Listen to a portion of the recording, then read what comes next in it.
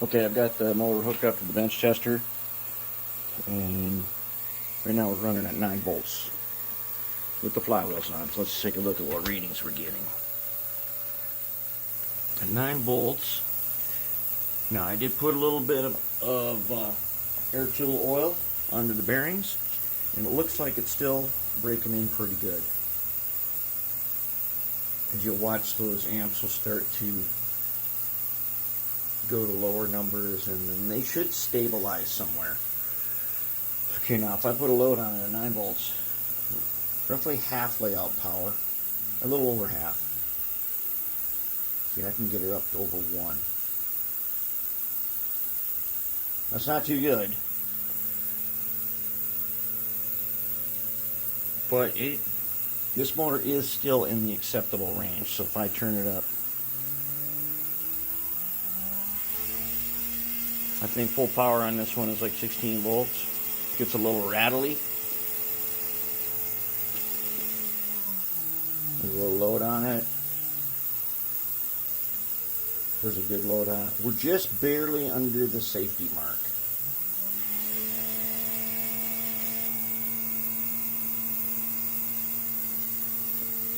So we'll give them about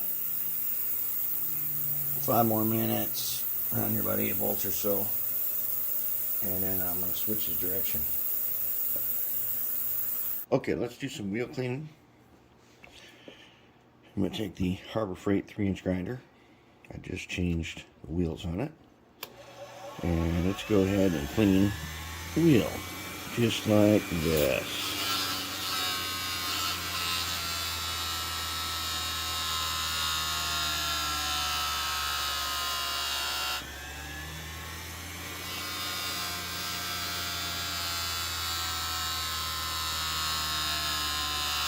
That's all there is to it.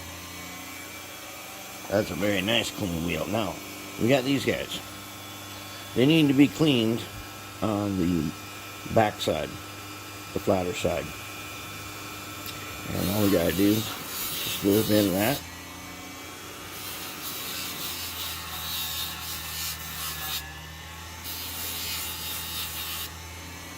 And there we go. That's how easy it is to clean with this thing. This thing is a huge time saver. Okay, here are all the parts out of the cleaner. And now we want to do some truck reassembly. So, as you know, the first step is to get them into a pile, and then you gotta mash them up. You gotta mash them. Okay? Okay, if you don't mash them, it won't work. You gotta mash them. Alright. Now we pick teams. We got 1 team, 2 team. Everybody gets the same parts.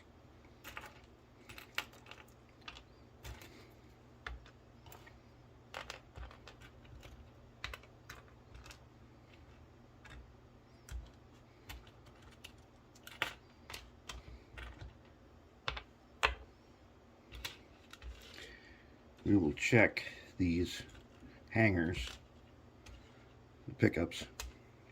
These hang on the outside of the wheels. We're going to check the hangers to see if they're directional.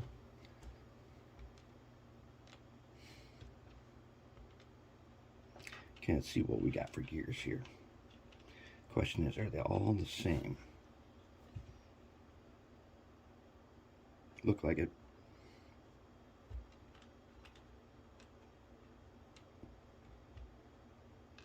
Everybody got the same number of parts? Sure does look like it to me.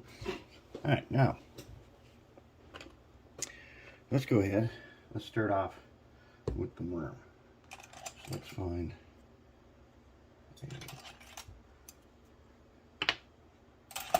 what we're going to do on the worm. First, we're going to put some Marvel air tool oil. And I happen to have put it in these little droppers that I got. You can get the air tool oil at, I got it at Northern Tool. You can get it at hardware stores. Air tool oil is a preservative and a lubricant. And it doesn't wear out like 3-in-1, which is a mineral oil. You do not want to use mineral oil on anything because mineral oil eventually does wear out and then it makes it worse than when you started. So we put a little drop on the end there. We're going to put it at the bearing, right? Oops. Right there. And some on this side. Very nice.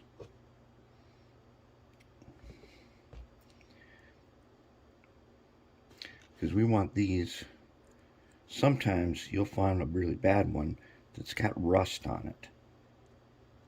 And we don't want that. We want them to be protected. Okay.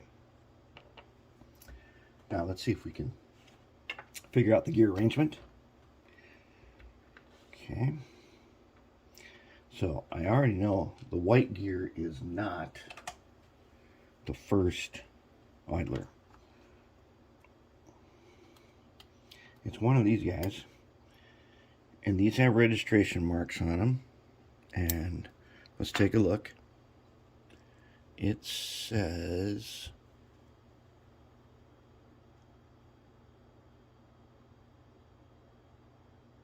Kato right there.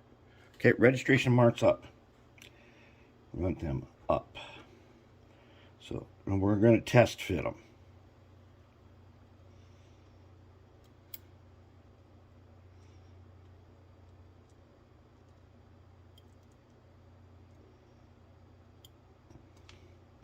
After we've test fit them, then we will go ahead and lube them. Oh, registration marks up. Having the registration marks up is a very good practice. It may not make any difference on some of them, and these might be one of the kind that doesn't, but I always do that because on some of them it does make a difference, and that difference is based on the shape of the gears. Like the gears we use in the 280s and Pug, that makes a difference. One side is curved in. Okay, now this one has dots. If you can see barely, you can see dots. Those are registration marks for this one. I'll bet it goes right in the middle. And that looks pretty good to me. I think that is how it goes. Okay. So if that's how it's going to go, we're still going to, on this one, we're going to test the Zep Ready Lube, which is red lithium. Now, this stuff, you can't buy this like anywhere. You may work in a shop that uses it. But since this one doesn't belong to me, and he has this, that's what we're going to use. Now, for those of you wondering where you can get red lithium, go to the auto parts store, and you'll either looking for Mag 1 high temp disc brake wheel bearing grease, which is red lithium, or the same thing as Valvoline. Sometimes you'll find it like this, sometimes you'll find it in a can. I like the can, but it's not expensive stuff. So if you got to get it like this, I got some little jars. I'm going to put this in so it makes it easier. But the first thing I want to do is, let's check these little sockets. That's a round screwdriver. Let's find a smaller one. That ought to do it. Okay, so I'm going to take a little bit. I want to just get a little bit in each socket where the gear axle goes. Tiny bit there. Let's take the other side. Let's give him a tiny bit.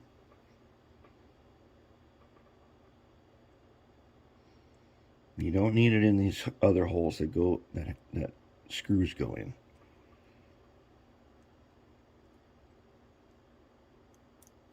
Okay. Red lithium, they call it soap. It is red, it is lithium, it's suspended in a soap.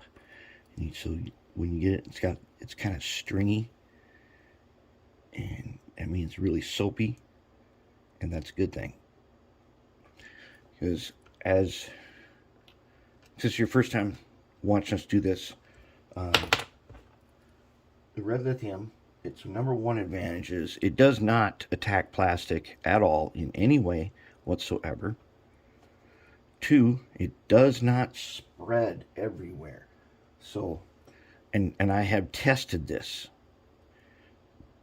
I have tested this from, I first used this stuff back in like 1990, way back when.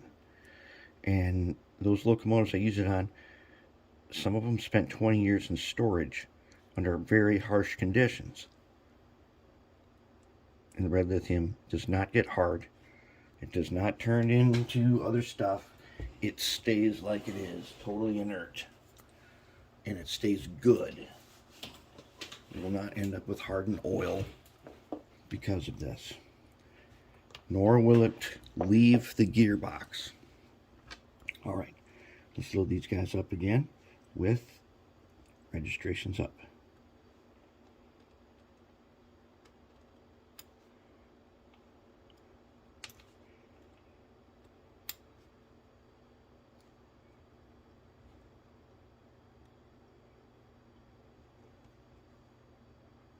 And like I said, registrations up is a policy that we have so that everything we do is done the same way.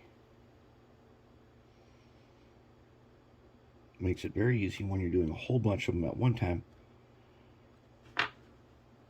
You get a nice good fit like that. And then we take the other side and we fit them. And we fit these guys, and they fit together very nice. Now let's take some more. Okay, so we're gonna take some more.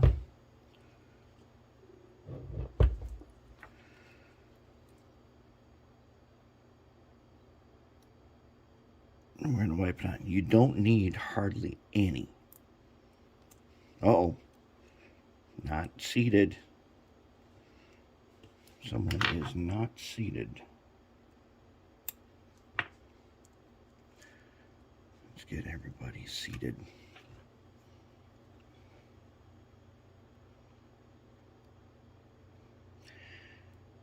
I wonder if we, I don't know, we're going to find out. Maybe if we don't have the gears in here the right way, well, we're going to find out. One, they don't turn good, do they? No, they don't. What if we did this? What if we switched them around?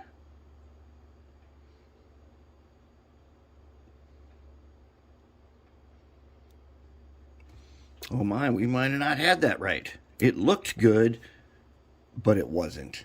There it is. Oh yeah. Oh man, that's some good. Oh, that's good stuff right there. Oh, that's some really good stuff. All right, now we got some in there, and you will start to see the string pull. See the strings pull? That means you did it right. When you see these gear strings, you did the right thing. Okay, so we learned that that white gear is the final. Okay, then let's do that. Oh, okay, let's do that on this one. Okay, so registration up. The white gear will be the final gear.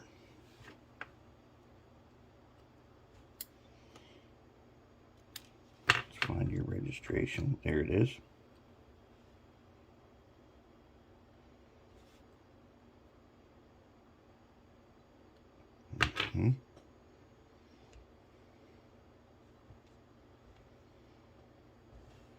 Okay.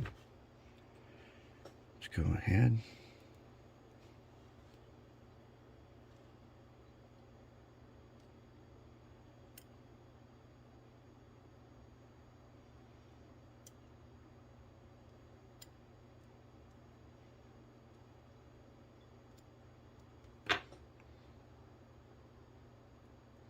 My guess is some of you noticed that the white gear was in that position when we disassembled it and knew that I put it in wrong anyways. All right.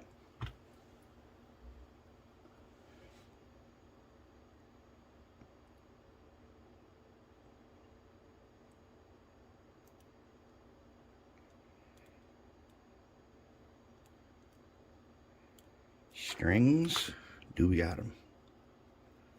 Yes, we do.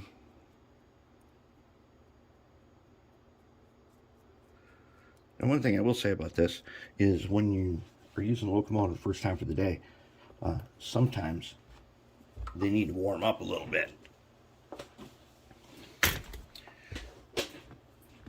And get rolling if they're really cold. But they will. And the more this heats up, the better it gets. So the more you use it during an op session, the better it will respond. And then when you're done, it'll kind of go back to the way it was. And you will be set for the next time.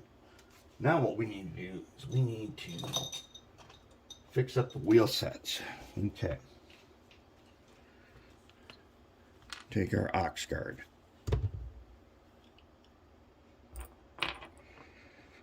I'm just going to do one to show you. Take a little paintbrush, get a little bit of ox guard on it. All right, now I did polish the ends here with a little wire wheel on my moto tool. So I'm going to give them a quick wipe. Okay, then I want to wipe the treads.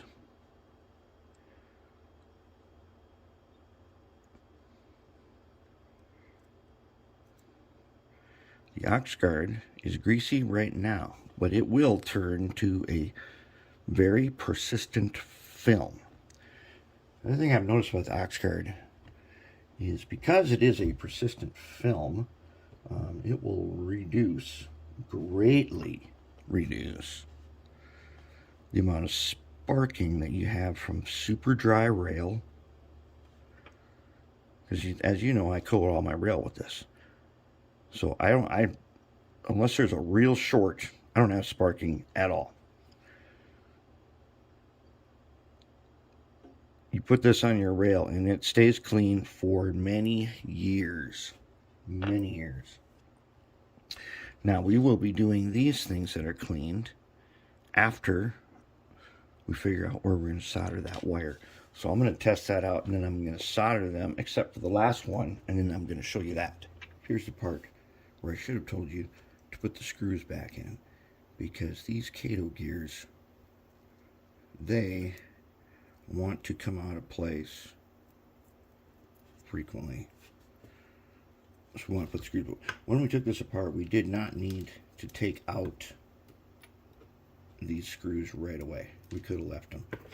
Darn it, where's my other? We gotta get our straight tweezers here. Put these guys back in there. So we're gonna put the screws in, and then I'm gonna get some wires soldered to the hangers, and then we'll be able to put these together. Now here's under frame. So I like to paint the inside. You know, sometimes I make them light blue and other colors so that they should have contrast. Then I like to seal them gloss so that if you're looking at something that there's a problem in here, you can shine a flashlight, get a good look. The bottom is gloss black, but that's because everything else gets put on. Fuel tank here. Got the fuel tank. There was this yellow streak of paint, possibly from a sail or something across the bottom. It was really hard to get off. But the fuel tanks turned out pretty nice. So they are back, ready to go. Side frames are looking pretty good. See that? A little graphite, and you can even read the lettering. Look at that. Little powdered graphite, which you read the lettering. Very nice. All right.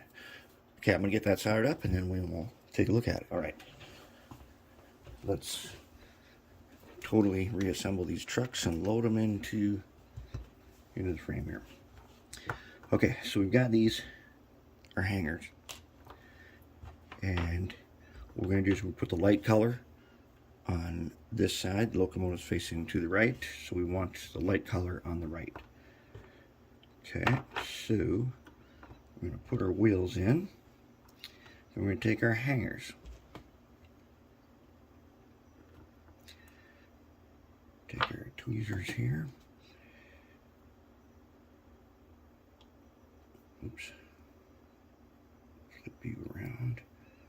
Okay, so what they do is they go on ends of the axles just like they came up, and they are held in place. They're held in place by this little hole right in the middle.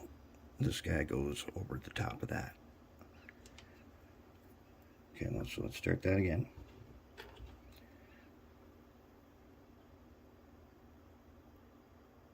They are not directional, fortunately.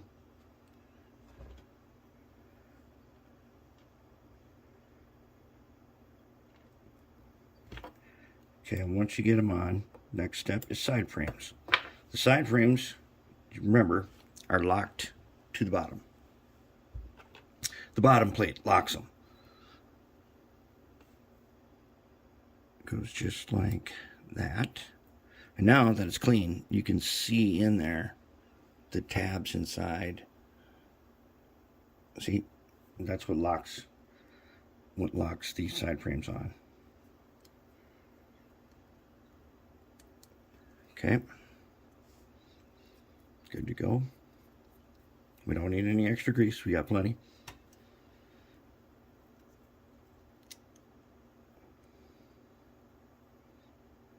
Looks right. Yep. Good. There it is. Okay, now on the outside here, right there, that is a little wire holder. So we want to take our wire here and get it in that little tab.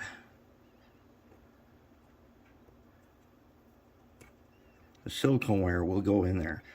It's not as easy to get in as the wire that was in here, but that wire's junk. So the silicone wire is much better. Oops, let's get lined up here so you can see. Okay, what I'm going to do, somehow I'm going to hold this and pin it right there. I gotta pin it in place.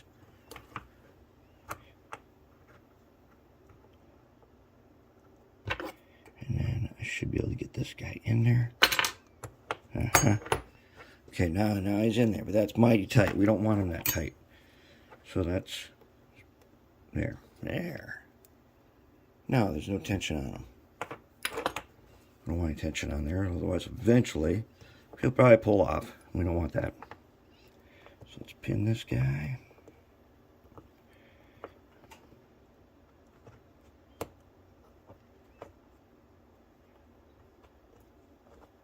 Got him in there. Back off on the tension. All right. And that little guide will bring the wires up just where they're supposed to be. There we go. Back in business. All right, so let's take the worm. We've already put the air tool oil on the worm. Oh, wait, we're doing ready lube on this one. That's right. Let's get some ready lube here.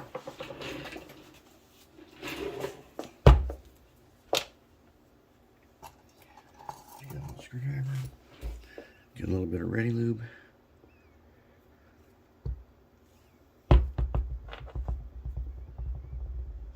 And let's wipe the worm.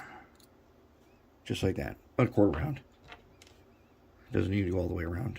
You don't need that much grease. Okay. Now, let's place the dog bone. I click him into place here. There's 1, 2. Now we will go ahead. It's going to roll. Oh yeah, it rolls nice. Okay. Go ahead and we will put worms in. These have a little hex shaft on the end, so we should be able to just fit them down in here. And then, yep, they go in just like that, real easy. Just turn until they just slip into place. Cover on. There we go.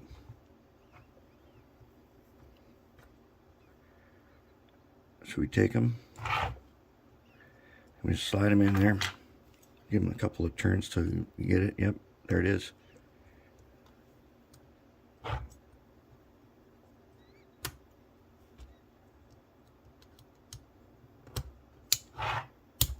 There it is. Very nice. Okay. Now we got to do something about the top here. We'll get out the new decoder. We got to do something because we're going to end up, as you know, those DASR decoders, the 2 engine wires are on the side.